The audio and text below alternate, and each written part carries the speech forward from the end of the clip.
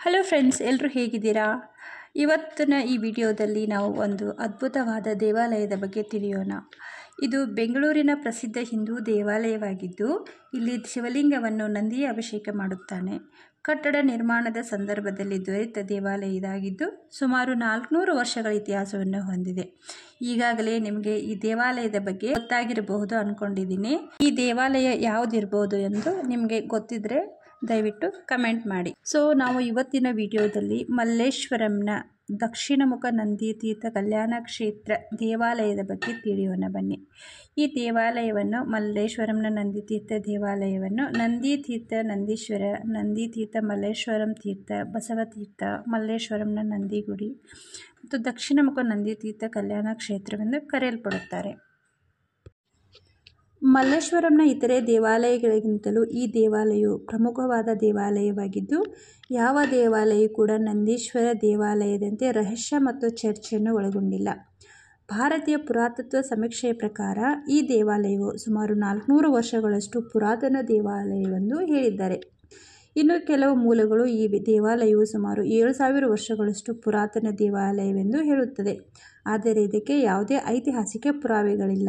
ಇನ್ನು ಈ ದೇವಾಲಯ ಗೋಚರಿಸಿದ್ದು ಹೇಗೆ ಎಂದು ನೋಡುವುದಾದರೆ, ಪ್ರಸ್ತುತ ದೇವಾಲಯವಿದ್ದ ಜಾಗವು ಉತ್ಖನದ ಮೊದಲ ಖಾಲಿ ಜಾಗವಾಗಿದ್ದರಿಂದ ಈ ಜಾಗವನ್ನು 1997ರಲ್ಲಿ ಇಲ್ಲಿನ ಸ್ಥಳೀಯ ರಾಜಕಾರಣಿಯೋರ್ವರು ಜಾಗವನ್ನು ಮಾರಾಟ ಮಾಡುತ್ತಾರೆ. ಈ ಜಾಗವನ್ನು ತೆಗೆದುಕೊಂಡ ವ್ಯಕ್ತಿಯು ಇಲ್ಲಿ ಯಾವುದೋ ಒಂದು ಕಟ್ಟಡವನ್ನು ನಿರ್ಮಿಸಲು ಕೈಗೊಳ್ಳುತ್ತಾನೆ. ಕಟ್ಟಡ ನಿರ್ಮಾಣಕ್ಕೆ ಭೂಮಿಯನ್ನು ಅಗೆಯುವಾಗ ಇಲ್ಲಿ ಆಕಸ್ಮಿಕವಾಗಿ ದೇವಾಲಯ ಕಾಣಿಸಿಕೊಳ್ಳುತ್ತದೆ. ಈ ದೇವಾಲಯವು ಸಂಪೂರ್ಣವಾಗಿ ಮಣ್ಣಿನೊಳಗೆ ಹೂತು ಹೋಗಿರುತ್ತದೆ. ಇಲ್ಲಿನ ಸ್ಥಳೀಯರಿಗೆ ವಿಷಯ ತಿಳಿದಂತೆ ಕಟ್ಟಡ ನಿರ್ಮಾಣ ಕೆಲಸವನ್ನು ವಿರೋಧಿಸುತ್ತಾರೆ ಮತ್ತು ವಿಷಯವನ್ನು ಪುರಾತತ್ವ ಸಮೀಕ್ಷೆಗೆ ತಿಳಿಸುತ್ತಾರೆ. ತಕ್ಷಣ ಈ ಸ್ಥಳದ ಮೇಲೆ ಉತ್ಖನದ ಕೆಲಸ ಆರಂಭವಾಗುತ್ತದೆ. ಭೂಮಿಯಲ್ಲಿ ಹೂತು ಹೋಗಿದ್ದ ದೇವಾಲಯವನ್ನು ಕಟ್ಟಡ ನಿರ್ಮಾಣದಿಂದ ಸಂರಕ್ಷಿಸುತ್ತಾರೆ. ದೇವಾಲಯ ಕಾಣಿಸಿಕೊಂಡಾಗ ಹೇಗಿತ್ತು, ಇಂದಿಗೂ ಆ ದೇವಾಲಯ ನೋಡಲು ಹಾಗೆ ಇದೆ. ಆದರೆ ಇದರ ಹಾಳಾದ ಗೋಡೆಗಳನ್ನು ತೆಗೆದು ಹೊಸ ಗೋಡೆಗಳನ್ನು ಮತ್ತು ಸೋರುತ್ತಿರುವುದಕ್ಕೆ ಮೇಲ್ಛಾವಣಿಯನ್ನು ಹಾಕಿದ್ದಾರೆ. ದೇವಾಲಯವನ್ನು ದಕ್ಷಿಣಮುಖ ನಂದಿ ತೀರ್ಥ ಕಲ್ಯಾಣ ಕ್ಷೇತ್ರವೆಂದು ಏಕೆ ಕರೆಯುತ್ತಾರೆ ಅದನ್ನು ನೋಡುವುದಾದರೆ, ಮಲ್ಲೇಶ್ವರಂನ ಈ ದೇವಾಲಯವು ಉಳಿದೆಲ್ಲ ಹಿಂದೂ ದೇವಾಲಯಗಳಿಗಿಂತ ವಿಭಿನ್ನವಾಗಿದೆ.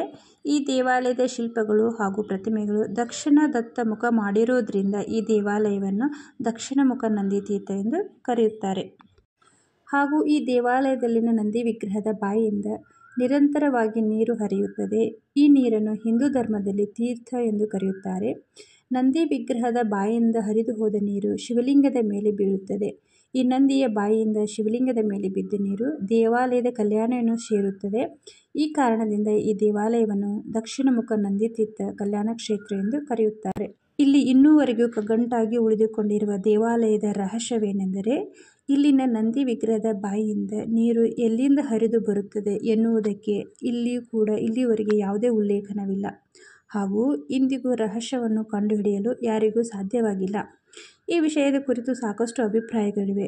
ಕೆಲವರು ಈ ದೇವಾಲಯದ ಕೆಳಗೆ ನೈಸರ್ಗಿಕ ಸಿಹಿ ನೀರಿರಬಹುದೆಂದು ಊಹಿಸುತ್ತಾರೆ. ಇನ್ನು ಕೆಲವರು ದೇವಾಲಯದ ಹತ್ತಿರವಿರುವ ಸ್ಯಾಂಕಿ ಟ್ಯಾಂಕ್ನಿಂದ ನೀರು ಹರಿದು ಬರುತ್ತದೆ ಎಂದು ಕೂಡ ಹೇಳುತ್ತಾರೆ. ಆದರೆ ಸ್ಯಾಂಕಿ ಟ್ಯಾಂಕಿಯನ್ನು ನಿರ್ಮಿಸುವುದಕ್ಕೂ ಮೊದಲು ಇಲ್ಲಿ ದೇವಾಲಯವಿತ್ತೆಂದು ಹೇಳಲಾಗಿದೆ. ದೇವಾಲಯವು ನೂರಾರು ವರ್ಷಗಳ ವರೆಗೆ ಭೂಮಿಯಲ್ಲಿ ಭೂಗತವಾಗಿದ್ದರೂ ಅದರ ಹೊಳಪು, ಸೌಂದರ್ಯ ಇಂದಿಗೂ ಮಾಸಿಲ್ಲ.